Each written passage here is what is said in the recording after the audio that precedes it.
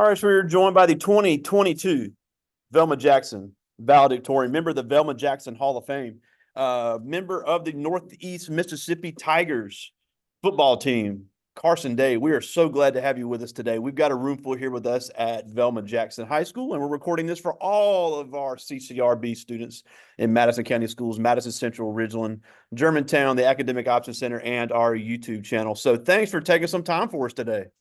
Yes, sir. Thank you for having me. Well, we are very glad to have you. Now, before we get into your experience at Northeast Mississippi, which has been great, we've gotten to follow it, and what you plan to do after. Tell us about your high school experience, because you played sports, you were involved in a lot of things on campus. One up being the valedictorian. And then I want to talk about your dual credit as well. I've got a few juniors in here with me. So, and I know you said you got a lot out of that. So just take us through your time at Velma Jackson and what all you were involved in, and how you did the dual credit and still being a successful athlete. Well, my time at Velma, it taught me a lot about myself and the things I wanted out of life. And I said that's a good thing to do early on, like experience different things and see what you like, see what you don't like, and just learning more about yourself, because high school is a growing experience coming from middle school to high school. So it's a lot of things that you're going to be exposed to that you weren't before, a lot of new people, a lot of new sports for you competing all around the state. And that's another good thing for helping you get to where you want to in the future, which helped me ended up going to Northeast, because there wasn't an option for me at first, but as the opportunity presented itself, that's where I ended up going. A lot of things that I did in high school, I was a part of the 20 Plus Club, the Madison County Youth Leadership. There's a lot of more stuff, but all that just come from focusing on your work and bettering yourself. Absolutely. Now, one thing you did that I was always impressed with your senior year is you did the late arrival. Mm-hmm. But you didn't sleep in. You would go to Wendy's and work the breakfast shift and then come to school, which I thought was brilliant, because you were able to work, still come to school late, and then you weren't having to work late every night, which a lot of seniors worry about doing things like that. I thought that was a great idea. So talk about what went into that, and then when you got to school, you were taking the dual credit classes. Well, with the working, that's always something I did even since I was younger. Like, there's one thing my parents taught me, like, if you want something out of life, you got to work for it. Ain't nobody going to give it to you. And with the dual enrollment and late arrival, because I took care of my business in the beginning, I had the option to do that. And it set me up to align all the things that I wanted to do. And dual enrollment, it sets you up even more in college, because you get a lot of the prereqs out of the way. And when I started my first year, I was already doing like my major courses, like chemistry, biology, things like that. So it helps you out in the long run, and it shortens the amount of time you have to be in college. Absolutely. Now, once you graduated and you were our valedictorian, and I was telling them before we went to lunch that you went to Northeast to play football because you wanted to. You were not a person that needed sports to go to college, which is a great option to have. So let's just say theoretically you didn't play sports, and you decided to go the junior college route anyway, which I think is a very smart decision, especially now with rising tuition costs. So would you have gone to a community college out of high school, even if sports had not been on the table? Yes, sir. I would have. Knowing what I know from being there, and prior to that, there's a lot of good benefits of actually going to community college. A lot of the classes at university are a lot harder, with a lot of students versus a smaller class at like a junior college, and more interaction with the professors and things like that. And they have a lot of clubs like PTK, things that help pay for school later down the road. Like, I say all the SWAC schools in the state of Mississippi, if you get in PTK, it's basically a full ride. Yep. And I think schools like Ole Miss, they give like up to $6,000, something like that. State does as well. Everybody has their own requirements and what they offer for it, and it's very beneficial in the long run. Yeah, and we just had 3 Velma alums join Phi Theta Kappa at Coahoma Community College. So again, I know they've heard that, but the Phi Theta Kappa is the community college honor society, which provides unbelievable scholarships. We've had Right. students that have gone to Tougaloo. We've had students that have gone out of state on it. So it really does provide a lot, but that goes back to taking care of business in the classroom. So Right. talk about the adjustments you made, because like I said, yeah, I know when you first got to Northeast, you were still kind of on the fence about what you wanted to major in. Yes, sir. So talk about how that decision went, because I think sometimes, and you know what, even though you were unsure, you still did it the right way. You Yes, sir. looked at what was required. You saw, hey, I'm going to have to take this class eventually. Do I really want to do that? So talk about the Mhm. research that you did when you were deciding on a major and what you eventually decided on.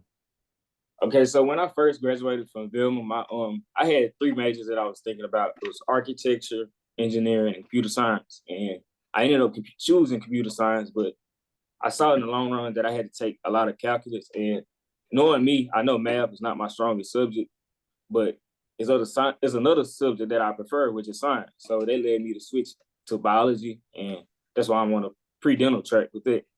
And I say it to say it's best to like try stuff early on so you know what you like and what you don't like, who works for you. And using that information, you can decide the things that you want to go through and the things you don't. And that was part of the reason I switched. And switching your major isn't a bad thing. A lot of people do it. Like everybody goes to college with a major on their mind, but they ended up changing it. So it's just an experience, and you just gotta be comfortable with the situation that you are in and keep learning more about yourself and make the best decision for you.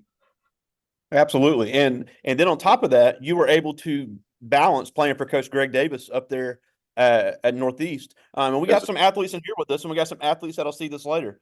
yes, Talk about balancing the schedule, because even, going from high school to any collegiate level sport is a huge jump. I don't, yes, the levels of plays are different on different levels of college, but at the end of the day, that's a big jump.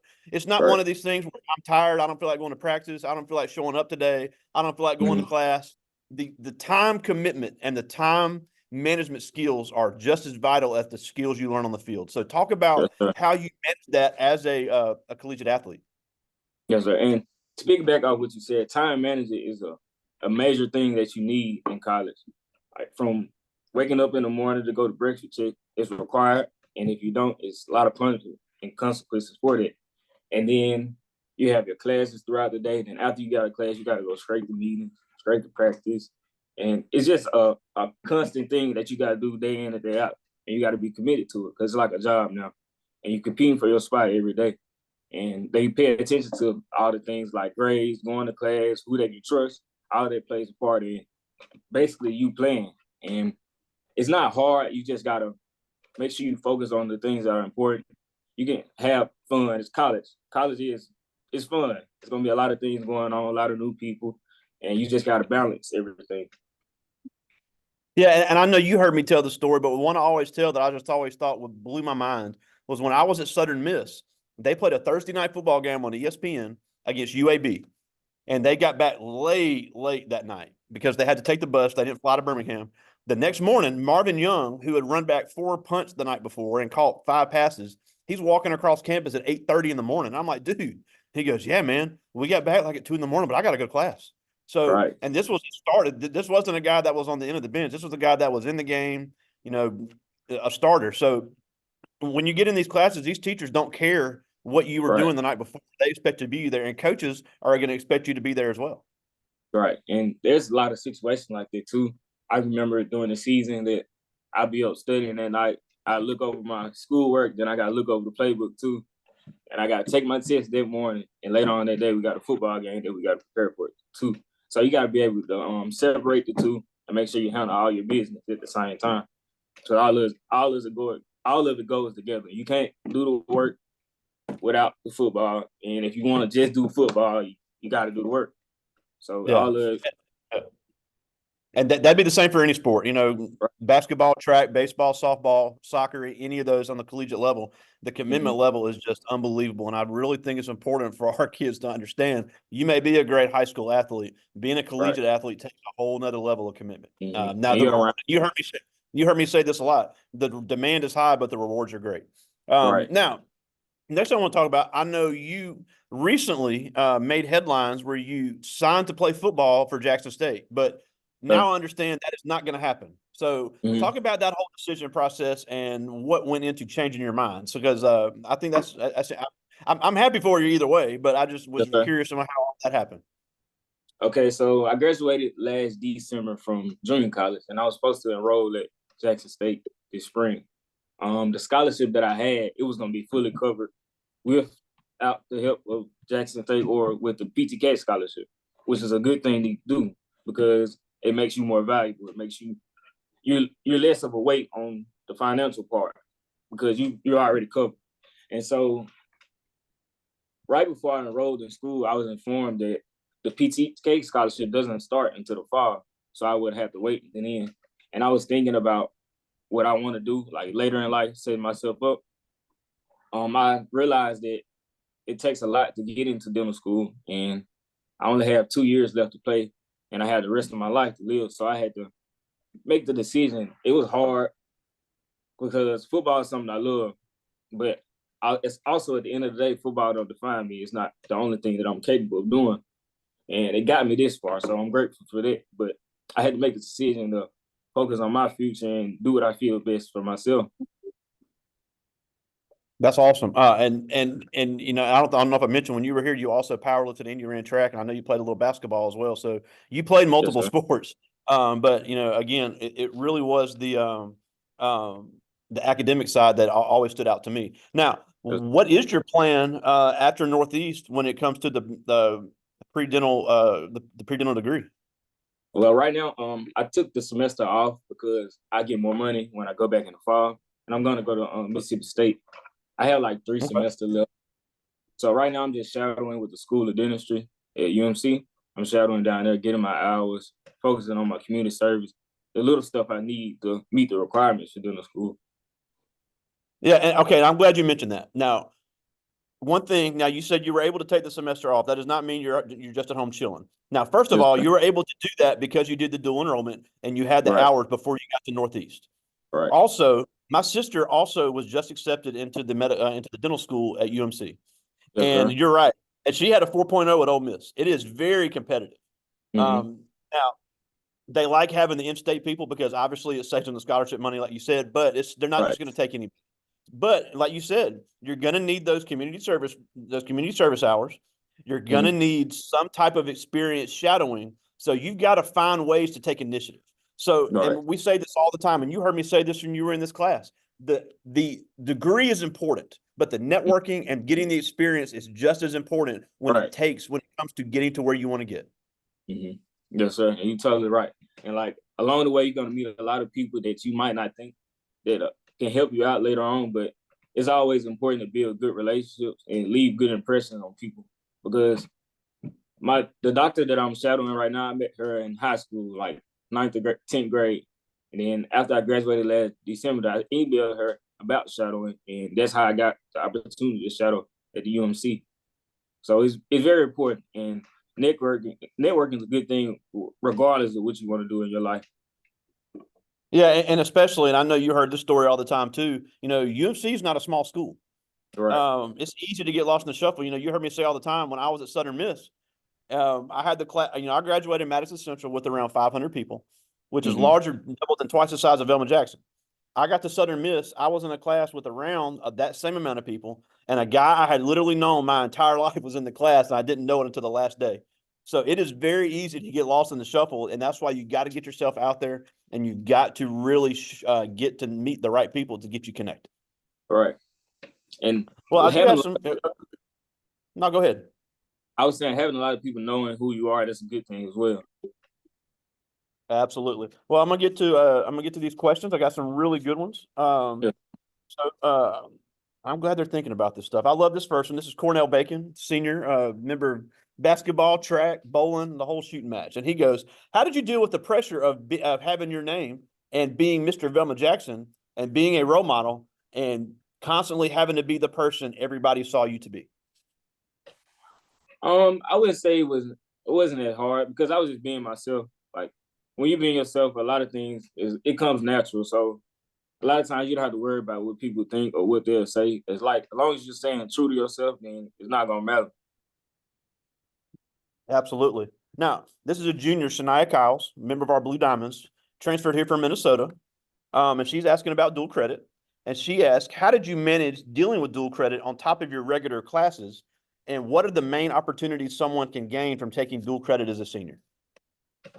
Dealing with it, I say a lot of times they're gonna replace some of your regular classes, so they'll take out some of the load, and they're split up in semesters. So the first 2 9 weeks you might have a few classes, and the next 2 9 weeks you have a few different classes, and it's not as hard. You just got to stay on top of your work because, like I said, from high school to college, it's not gonna be people down your back telling you to get this done. You just got to be consistent and manage your time well. And the benefits of it, that's the reason I'm really able to take this semester off now, because I was ahead, and it helped me graduate early as well from junior college. Absolutely, and I think that's the main selling point. I know you did that. Kennedy Miller graduated from Hines in 1 year, taking dual Yes. credit. So I would really encourage these juniors that see this, take advantage of that. That is not something that's been around that long. Save your parents money, save yourself time. It really can only be beneficial for you. Right. This is Cameron Murray, Mr. Velma Jackson, member of our baseball team and our band and our choir, and he asked, how have your accomplishments made you strive harder to be successful? I say the accomplishment, it just shows like when you work hard that you can do anything that you want to do. And me personally, I work hard because of my parents and my family, like where I come from. And I want to be able to live comfortably later on in my life. So you have to do all the work you can now so you can do so. Absolutely. This is Selena Johnson, Jr. She's got a couple of questions, and she asked, what was your biggest inspiration for wanting to work hard and accomplish what you did in high school? And then what was the determining factor to decide you wanted to major in biology? I can say both of those because of my mom. Seeing how hard she worked, she taught me that at a young age. Even my father as well too. They both taught me the importance of working at a young age and getting all the things you want out of life comes from that. So that pushed me, and also I just wanted to be the best version of myself I can be. Absolutely. And again, even if you're not going into sports or even if you're not going in, Right. going into the medical field, there's all these growing careers, which I know we've all talked about that really need that need good young people, and they want to have the best version of that. Right. This is RJ Jones, brother of your teammate Casey Jones, Yes, and sir. he asked, what insights or strategies have you developed for integrating the cognitive demands of scholarship with the physical and competitive aspects of being an athlete? I'd say with the scholarship part, when it goes a long way because athletics give a separate scholarship for the sports. So if you already have your academic money and the athletic together, there's more money that comes back to you. So I say that was a big part of why I was able to do a lot of the things I did, because I didn't have to worry about like how I'm going to pay for school or what I'm going to do. And that's why it's important to set yourself up early. And I know RJ, he does a good job of it as well. So it should Absolutely. help. Yes, sir. And it'll benefit him in the long run. Yeah, and I'm glad you mentioned that too, because I think a lot of people don't know this. The majority of athletic scholarships are not full scholarships. Right. I think that is something that the media does not tell people, but only the top people are getting everything completely paid for. Most athletic scholarships are still going to have some type of cost, and that's where that academic scholarship comes into play. Right. And that's a big factor now. Now that it's so much money being given out around college football and a lot has changed, I say academic is more important as it is. And like that's money they can't take for you. It's given by the school. So regardless of how anything goes with athletic, as long as you're keeping your grades up and you got the right amount of hours, you guaranteed that money. Absolutely. All right, this is Christian Mitchell, member of our track team and our volleyball team and our powerlifting team. And she asked, with success in both academics and athletics, what was your main inspiration to play football in college, and what had you had done anything differently in your community college choice?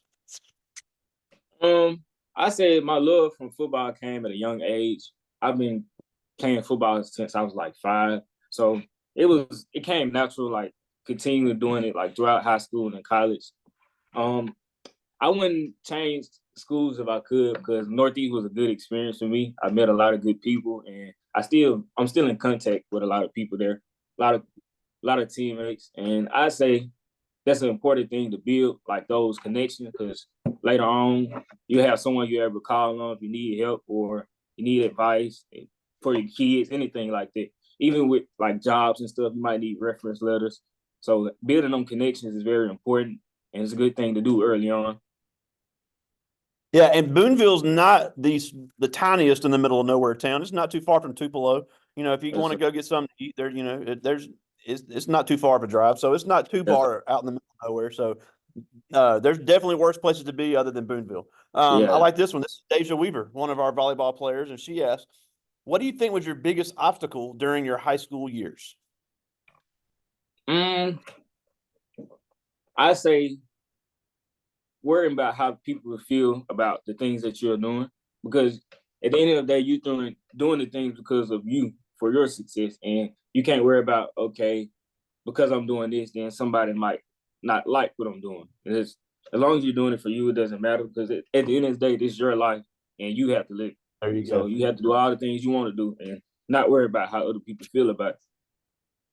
Absolutely. I've got two more. This is Christian Wolf. He's a senior and asked, "What was it like playing football on the college level, knowing you had to take care of academics at the same time?" College, and it was a big step from high school to college with it. You like you said, coming from high school, you probably been that guy on your team, but you were surrounded by a lot of people that were that guy on your team. So it's the constant competition to keep your spot. Make sure you stay ahead, and at the same time, you got to worry about make sure I get my grades. Because you need that to be eligible, and you can't go on to other schools to play without a certain GPA. So it all ties into each other. But as long as you stay grounded and keep your head on straight and stay motivated, and you can do it. It's simple. Yeah, and you know, in Mississippi junior college, especially, you're going to have Division I coaches there, Division II Mm-hmm. coaches there that are watching, and Yes, they sir. don't need somebody that's going to be an academic liability, Yes, sir. because you said a lot of good players in that league, and they're Mm-hmm. going to take the ones they know are not going to have to worry about staying behind on the grades. So Right, and I that's can a great. attest to that. Like you'll see on the spring practice, you'll see schools like Coastal Carolina, Nevada, Houston, things like that come to the school just to talk, and they always ask about grades. So it's very important to make sure you get it. Absolutely. I just got one more. This is Dietrich Carter, member of our track team and football team, and planning to go to Hines and looking at a few programs. But this is a good question. He asked, "What is the hardest part of transitioning from high school to college?" Time management, like it's gonna be so much freedom that you got to make sure you get to work done.